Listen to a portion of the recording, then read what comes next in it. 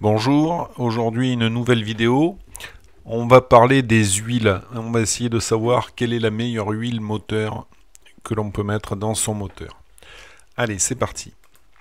Alors, d'abord, on définit c'est quoi une huile. Alors, une huile, c'est composé de deux choses, une huile de base et des additifs. Alors, l'huile de base, elle peut être minérale, synthétique ou semi-synthétique.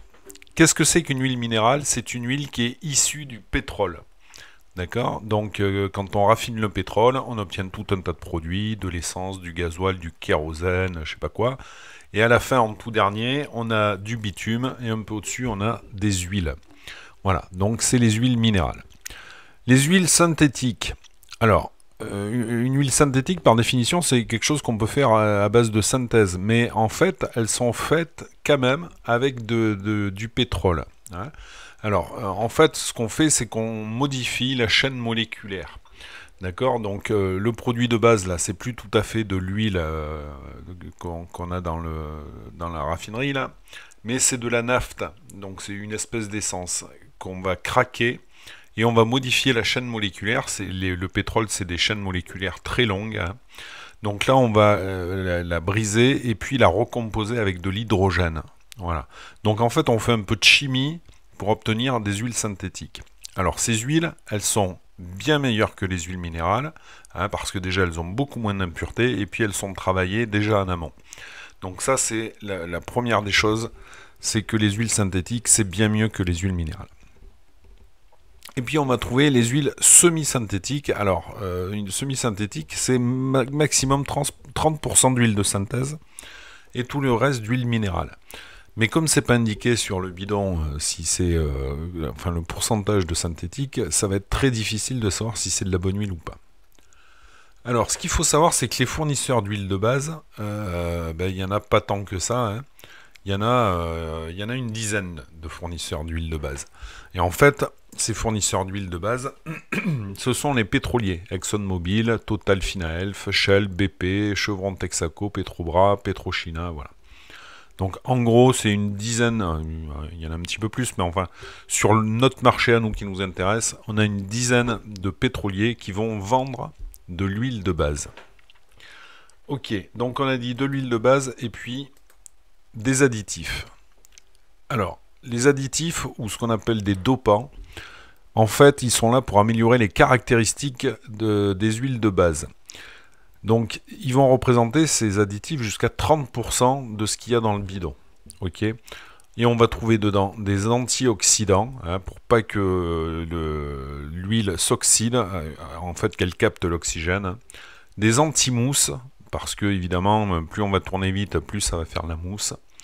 Des détergents, pour que ça nettoie dans le moteur, des anti-usures, bien sûr, des dispersants, pour pas que l'huile agglomère les petits dépôts, hein, donc les dépôts doivent être dans l'huile, mais pas s'agglomérer, donc on met des dispersants.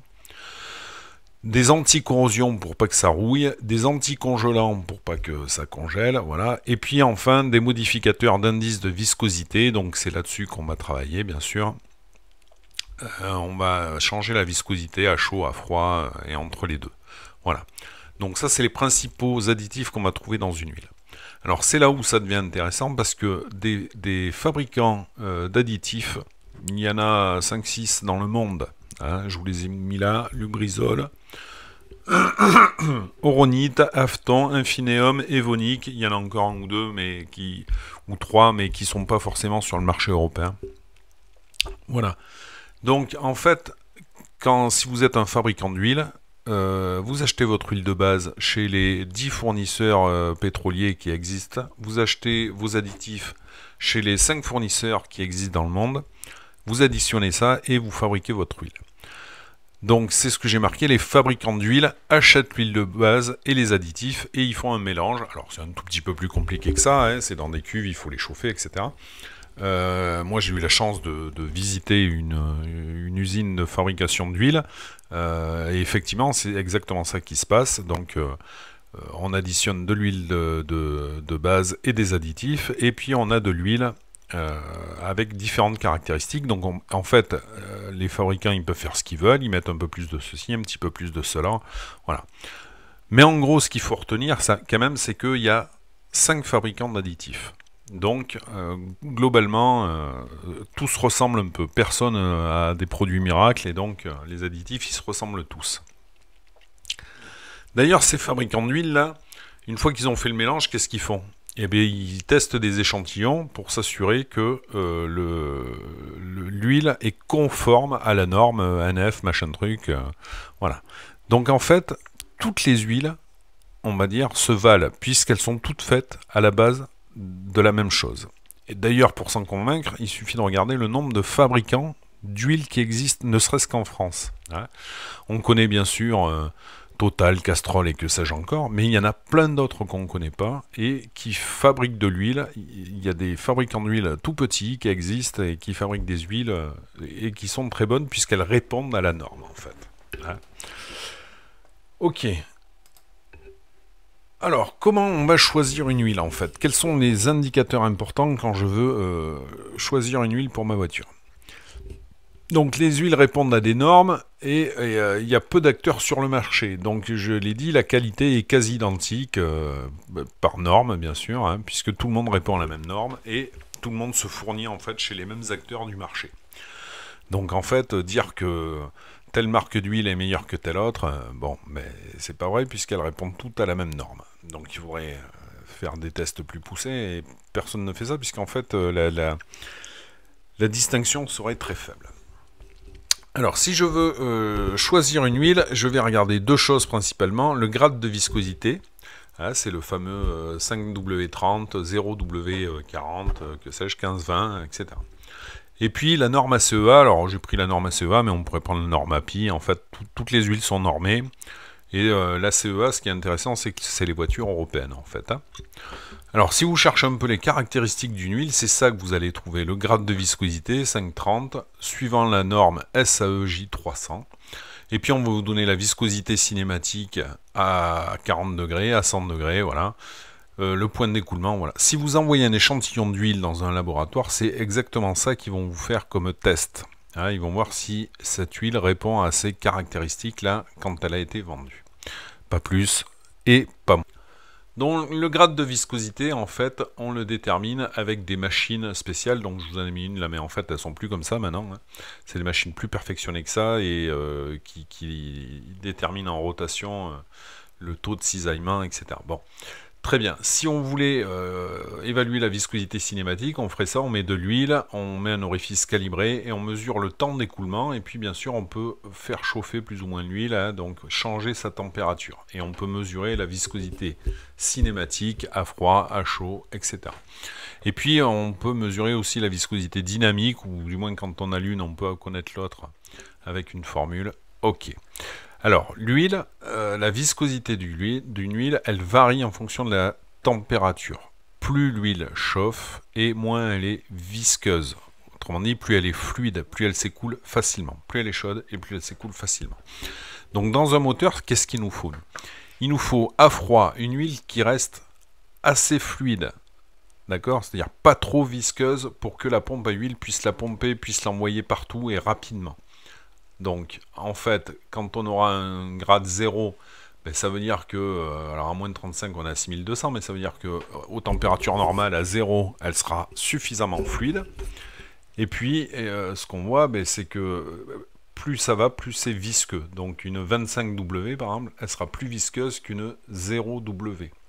Alors, surtout si on la prend à 10, bon, très bien. Et puis après, on a le grade à chaud. Donc à chaud, une huile, on veut qu'elle reste suffisamment visqueuse pour qu'elle continue quand même à protéger et avoir un film d'huile entre les pièces qui est un peu épais. Voilà, donc plus on aura un grade élevé, là, plus elle sera visqueuse à chaud, et plus on a un grade faible, et plus elle sera fluide à froid. Ok. Alors, le grade de viscosité, j'ai marqué plus l'écart est grand, meilleure est l'huile. L'écart entre les deux chiffres, une 0,30 ou une 5,40, on a un écart ici entre les deux chiffres de 30 et ici un écart de 35, donc la 5,40 sera meilleure que la W30. Ok, donc ça c'est un indicateur déjà pour choisir. Mais attention, Les huiles qui sont très fluides, les 0W et les 5W, elles ont surtout été faites pour diminuer la consommation du moteur. Hein. Parce que en fait, sur les moteurs, les petits moteurs essence et même les diesels d'ailleurs, ce qu'on veut, c'est ce qu'on a voulu à un moment donné pour répondre aux normes d'émissions de CO2, c'est des huiles qui restent très fluides à froid pour pas consommer trop d'énergie quand on démarre. Alors c'est ce que je vous ai mis là sur le graphique. C'est des tests qui ont été faits à 2500 tours et 7000 tours et qui mesurent l'épaisseur du film et la puissance consommée par les frottements. Alors, ce qu'on voit ici, là, avec une 2050, on a un film d'huile qui fait 6,89 microns. Et puis, on a 671 watts de consommé par les frottements dans ce moteur. Et si je descends mon grade moteur et que je mets une 0,20 par exemple, alors j'ai diminué par 50% les frottements, je suis passé de 671 à 348, donc c'est bien ça l'idée, c'est diminuer les frottements pour diminuer la consommation. Mais en revanche, vous voyez que mon film d'huile, dans les paliers notamment, il a diminué aussi. On est passé de 6,89 à 4,55, c'est-à-dire qu'on a perdu 34% d'épaisseur de film d'huile. Donc une huile qui est très fluide, ça va être très bien pour la consommation, mais ce sera pas très bien quand même pour le graissage total du moteur. Donc ça c'était à 7500 tours, et puis on a le même graphique à 2500 tours. Bon, on voit que les chiffres sont à peu près identiques. Donc il faut se méfier quand même de ces huiles-là à très faible viscosité, 0 et 5, parce que elles sont essentiellement faites pour diminuer le frottement. Voilà. Alors si on a une petite voiture essence, qu'on fait que de la ville, qu'on démarre, que ça chauffe pas et qu'on arrête, et que, là c'est sans doute des bonnes huiles qui sont adaptées. Si on fait beaucoup d'autoroute et qu'on tire un peu dedans, c'est peut-être pas les meilleures huiles pour cette utilisation. Ensuite, j'ai dit que la norme, nous on va s'intéresser qu'à la norme ACEA, mais les autres c'est pareil. L'autre critère de choix, ce sera la norme ACEA. Donc là, il n'y a qu'une seule règle à respecter, c'est respecter ce qu'a dit le constructeur. Si le constructeur vous a dit de mettre de la A5B5, là, ben, vous mettez de la 5B5 parce que c'est ce qui va dans votre moteur. Alors, on va expliquer un tout petit peu pourquoi. Regardez, ça, alors, les A1, B1, c'est parce que c'est des huiles qui font et les moteurs essence et les moteurs diesel. Voilà. Donc ça, une A3B4, c'est une huile moteur haute performance pour les moteurs essence et diesel. Surpasse et remplace les huiles conventionnelles ACEA, A2 et B2. Ok, très bien. Vidange prolongé, des intervalles de vidange prolongé, oui, on va en reparler. Ici, là, voilà pourquoi je vous dis de respecter les normes. C'est parce que, suivant le véhicule que vous avez, il peut être doté d'un système de post-traitement de gaz. Et donc, regardez ici en diesel, par exemple, proportion très limitée de cendres sulfatées, de phosphore et de soufre. Si on a un FAP, on va pas vouloir qu'il y ait trop de suie à l'échappement parce que ça va colmater notre FAP. Et donc on a des huiles spécifiques qui vont permettre de voir un taux de cendre moins important. Voilà, donc c'est pour ça que il faut respecter la norme. Donc si on peut jouer un peu sur le grade, sur la norme, il vaut mieux pas jouer, il vaut mieux respecter ce qu'a dit le constructeur de ma voiture. Alors en conclusion, qu'est-ce qu'on peut dire? C'est une conclusion qui n'engage que moi, bien sûr, parce que le sujet est tellement sensible sur les huiles que on va pas faire de généralité. Alors sur le grade, plus les deux chiffres sont éloignés, meilleure est l'huile. Si vous trouvez une, je sais pas quoi moi, 5W50, on a 45 d'écart, c'est une très très bonne huile, elle va être sans doute très chère, mais c'est une très bonne huile. On peut augmenter légèrement le petit chiffre, mais possiblement on aura une augmentation de consommation. Si le constructeur préconise de la 0,30, on peut passer à de la 5,30 sans problème. Voilà, il est possible qu'on ait une légère augmentation. Je l'ai dit tout à l'heure, si on a une petite voiture essence qui fait que de la ville, qui n'a pas le temps de chauffer, on reste sur la préconisation avec du 0, ça ira très bien. La norme ACEA ou une autre norme, on respecte absolument ça parce que ça peut avoir des incidences sur les systèmes de dépollution. Et enfin la marque, eh bien la marque d'huile n'a aucune importance et le prix n'est pas un indicateur. C'est pas plus c'est cher et meilleure est l'huile. Ça c'est totalement faux. Ce qu'on peut dire, c'est qu'une huile de synthèse, c'est un gage de qualité. Hein, tant qu'à faire, vu l'écart de prix aujourd'hui, mettre de l'huile de synthèse, c'est mieux. C'est de la meilleure huile, ça c'est sûr. Alors, pour finir, un petit exemple. J'ai pris l'exemple d'une Alfa 159 JTDM 150 chevaux, c'est-à-dire la voiture que j'ai, moi. Hein. La préconisation du constructeur, c'est 30 000 km ou tous les 2 ans la vidange. Bon, ok. Sauf qu'en réalité, c'est pas tout à fait ça, parce qu'il y a beaucoup de voitures maintenant qui ont un indicateur de maintenance qui va pas attendre les 30 000 et qui va vous dire lui-même quand faire la vidange. Alors sur quoi ça se base ça? Eh bien en fait c'est sur le nombre de régénérations de FAP, hein, parce que pour régénérer un filtre à particules, alors ça dépend des technologies, mais sur beaucoup de voitures en fait on fait une injection après le point Moreau. Parce qu'il faut augmenter la température du pot d'échappement jusqu'à 500-600 degrés. Donc au lieu on va injecter du gasoil après le point Moreau, on va élever la température de la chambre de combustion et du cylindre et de l'échappement. Mais ça veut dire aussi que toute l'huile qui est là, potentiellement elle va être brûlée puisqu'on va augmenter les températures là et elle va passer à l'échappement. Donc on aura un taux de suie élevé. Alors c'est pour ça qu'il y a des huiles spécifiques pour les systèmes de dépollution. Hein. Et notre indicateur en fait il va compter le nombre de fois où on a régénéré le FAP. Et peut-être que, suivant l'utilisation du véhicule, il ne va pas attendre 30 000, mais à 24 000 ou 20 000, il va dire, bon allez, c'est bon, l'huile elle est cramée, il faut la changer. Voilà. Donc ça, c'est des préconisations en fait qui sont mouvantes dorénavant. Alors, je vous ai mis plusieurs huiles, là, je vous ai mis de la Motul, donc c'est toute la même, bien sûr, c'est une huile qui répond à la norme alors, l'huile conseillée, c'est une 540 ACEA B4. Donc j'ai pris ça, hein, j'ai pris une 540 B4. Donc en Motul, ça vaut 31,49. En Manol, ça vaut 25 €. En Castrol, 43. En huile, c'est quoi ça? Blue Oil, 24 €. En total, 38 €. Voilà, donc on trouve de tout. On trouve tout à tous les prix avec un écart de 40% sur les prix. D'accord, entre la moins chère et la plus chère c'est la Castrol. La moins chère, c'est celle-là, la Blue Oil, mais enfin la Manol, voilà. Toutes ces huiles-là, elles sont... Alors, la première diapo, je vous ai mis en photo que des huiles pas connues, en fait. Hein.